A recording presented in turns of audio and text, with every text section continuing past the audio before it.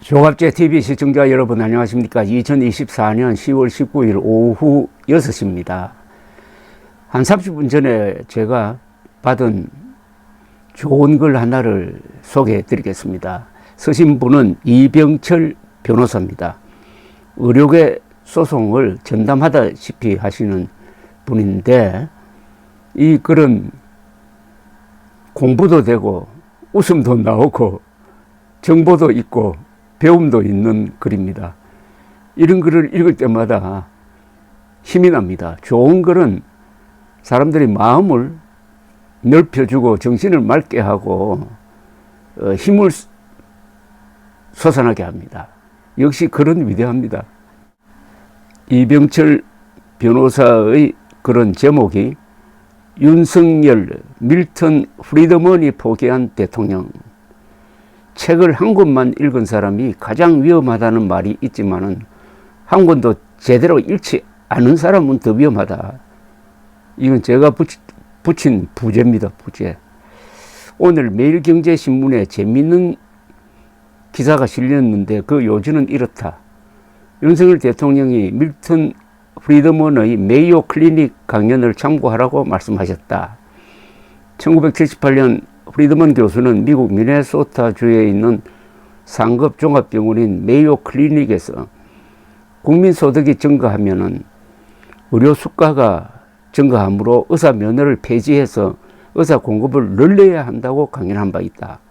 윤 대통령은 국민소득보다 의료비 지출이 더 많이 증가하므로 의사가 많아지더라도 의사 소득은 줄어들지 않는다고 의사들을 설득하라고 강조했다.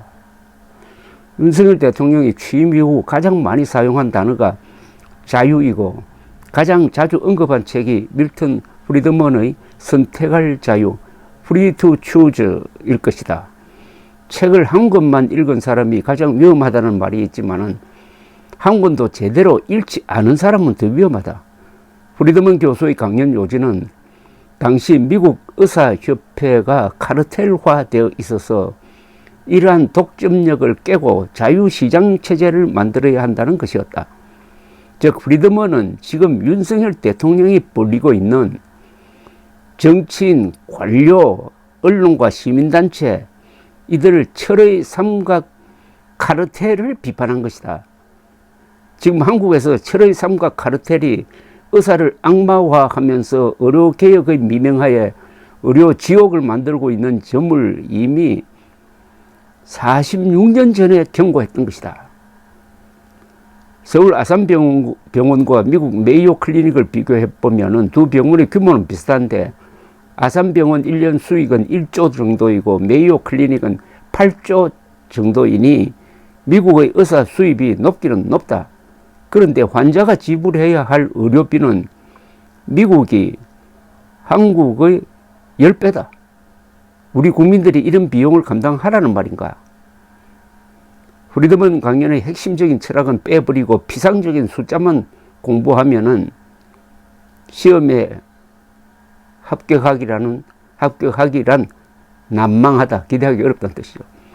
윤석열 대통령은 천박한 지적 허영심에 사로잡혀 있는 것 같다.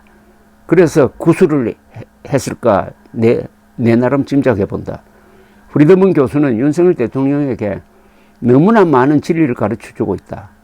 이제 지적 만족감이 들 정도로 프리드먼의 가르침을 배워보자. 우선 프리드먼은 정부 정책의 방법론으로 고도의 고등수학과 응용 통계학을 사용했다. 1953년 실정경제학의 방법론에서 그는 경제학은 물리학만큼의 과학성을 가져야 한다고 말했다. 서울고등법원은 윤석열 대통령의 의대 2,000명 정원 정책에는 과학적 근거가 전혀 없고 고등수학은커녕 2,000명 곱하기 5년 하면 1만 명 의사 배출이라는 산수적 근거만 있다고 판결했다. 프리드먼 교수에게 크게 혼날 제자이다.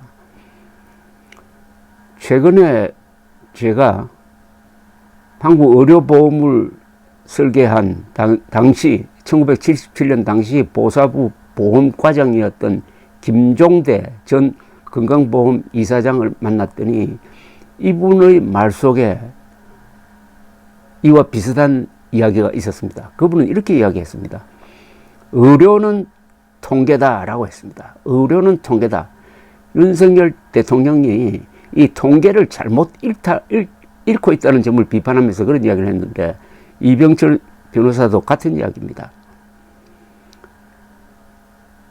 수학적인 뒷받침이 안 되는 정책은 엉터리란 겁니다. 프리드먼은 윤석열 대통령에게 정부 개입은 알코올 중독과 같다고 일가를 했다. 일가를 할 것이라는 그런 의미죠. 정부 개입은 처음에는 좋은 듯 보이지만 나중의 결과는 너무 나쁘다. 알코올은 처음 마실 때는 좋지만 다음날 두통, 숙취에 시달리는 것과 같다. 프리드먼이 말한다. 정부의 주요 기능은 잘못된 일을 신속하게 처리하는 것이다. 윤석열 정부가 매일같이 신속하게 발표하는 의대 5년제 단축, F 학점도 진급, 병원도 없애버린다 등등, 프리드먼이 살아와서 윤석열 대통령을 직격하는 듯하다. 그러니까 나쁜 걸 신속하게 한다는 겁니다. 이 정부의 나쁜 점이. 프리드먼은 또 질책한다. 정부의 사하라 사막을 관리하는 업무를 맡겨보라. 5년 만에 모래가 바닥날 것이다. 윤석열 정부는 국민들의 수술비, 치료비인 근보 재정을 벌써 2조, 앞으로 20조 써버리겠다고 공언한 상태다. 근보 재정뿐만 아니라 나라가 거덜날 것이다. 영혼 없는 관료들에게 국가를 맡겨놓으면 이 꼴이 난다 이겁니다. 영혼 없는 관료들이 제일 좋아하는 사람이 누구냐? 바로 윤석열 같은 머리 없는 정치인입니다. 그러니 프리드먼 교수는 윤석열 정부를 그대로 놔두면은 한국 국민들은 엄청난 대가를 치러야 할 것이라고 경고하고 있는 셈이다. 공짜 점심은 없다. There is no such thing as a free lunch. 공짜 점심은 없다. 윤석열 정부의 발표는 매일매일 바뀌기 때문에 이를 따라가려면 고도의 인내와 기억력이 필요하다. 프리드먼은 이런 정부를 샤워실의 바보라고 말했다. 뜨거운 물이 나오면 샤워 꼭지를 급히 반대로 틀고, 찬물이 나오면 다시 급히 반대로 틀고 왔다 갔다 그러다가 나라를 망한다. 샤워실의 바보라는 이야기입니다. 윤석열 정부의 철학의 빈곤을 말하는 것도 사치일승 싶다. 그러나 오늘은 윤석열 대통령에게 지적 허영심을 선사하기로 했으니 조금 더 계속해보자. 윤석열 대통령은 2019년 검찰총장 취임 때 이런 말을 했다.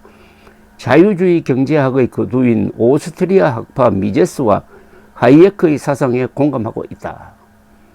나는 이 신문기사를 읽고 윤석열 당시 때 검찰총장이 대단한 사상가인 줄을 착각했다. 미제스는 하이에크의 스승이다. 두 분 다 오스트리아 학파인데 나치 독일의 탄압을 피해 미국으로 망명했다. 미제스는 이렇게 말했다.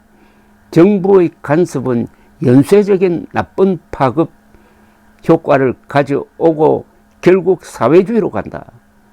정부의 간섭은 연쇄적인 나쁜 파급 효과. 지금 대한민국에서 벌어지고 있는 의료농단의 나쁜 파급 효과를 보라. 하이에크의 지적은 섬뜩하다. 훌륭한 자생적 질서, 한국의 선진 의료 시스템, 우리가 가지고 있는 겁니다. 자생적 질서를 정부의 인위적 질서, 의대 2,000명 정원 등 의료농단을 이야기하는 겁니다. 로 바꾸려는 정치적 기도는 결국 노예로 가는 이데올로기이며 세상을 의료 천국으로 만들어주겠다는 정치꾼 때문에 세상은 의료 지옥으로 간다. 노예로 가는 길에 비슷한 내용이 있습니다. 하이에크의 명저죠. 이게 참 중요한 원리네요. 훌륭한 자생적 질서, 저절로 생긴 거. 적응을 해가면서 꿈틀꿈틀 하다가 저절로 만들었다기보다는 자생적으로 만든 이 한국의 의료 시스템을 윤석열 대통령이 임의적으로 개혁하겠다고 해가지고 망가뜨려 놓으니까 이제는 파국으로 가는 길만 남았다 하는 이야기입니다. 이 자생적 질서라는 게 얼마나 중요하냐. 그걸 아는 게 자본주의 정신이고 그걸 존중하는 게 보수 정신이죠. 그래서 보수는 개혁이란 말을 쓰면 안 됩니다. 개혁은 인류가 삼류를 뜯어고치는 것이지 윤석열식으로 삼류가 인류를 뜯어고치는 것은 개혁이 아니라 개악이죠. 개혁을 하려고 할 때도 개선이라고 해야 됩니다. 겸손하게 접근해야 된다는 거죠. 우리 정치권에서 이제는 개혁 사기꾼들을 다 추방을 할 때입니다. 마지막으로 공정과 상식을 대선 구호로 내세웠던 윤석열 대통령에게 꼭 전하고 싶은 가르침이 있다. 아담 스미스는 자유주의 경제학의 창시자이자 성경일의 가장 중요한 책이라는 국부론의 저자로 유명하지만은 그가 쓴 도덕감정론은 국부론 못지않게 중요한 책이다. 아담 스미스의 유언에 따라 그의 묘비에는 도덕감정론의 저자 여기에 잠들다라고 새겨져 있다고 한다. 아담 스미스는 이 책에서 자본주의 시스템이 유지될 수 있는 근본 원리를 약자에 대한 연민과 자신에 대한 공정한 관찰자, 즉 양심이라고 설파했다. 칸트의 순수 이성과 비슷한 뜻인 것 같다. 윤석열 대통령은 부디 자신이 내세웠던 공정과 상식, 아담 스미스가 가르친 연민과 양심을 되새겨 보시라. 석가모니 시다르타가 금강경에서 가르친 대로 탐심, 즉 아상을 버리고 제발 자기 객관화를 해보시라. 높은 자리에 올라갈수록 자기 비판이 있어야 됩니다. 그러려면 자신을 객관적인 존재로 두고 제3자적 입장에서 자신을 관찰하는 훈련을 해야 된다, 이런 이야기죠. 구수 끝에 사법고시에 합격했듯이 국민을 위한 정치가 무엇인지, 하늘이 내린 소명으로서의 정치가 무엇인지 갑자기 깨달음이 올 수도 있지 않겠는가. 이 이병철 변호사의 명문은 조갑제닷컴에 올려놓았으니까 여러분께서 일독해 보시기를 권합니다. 감사합니다.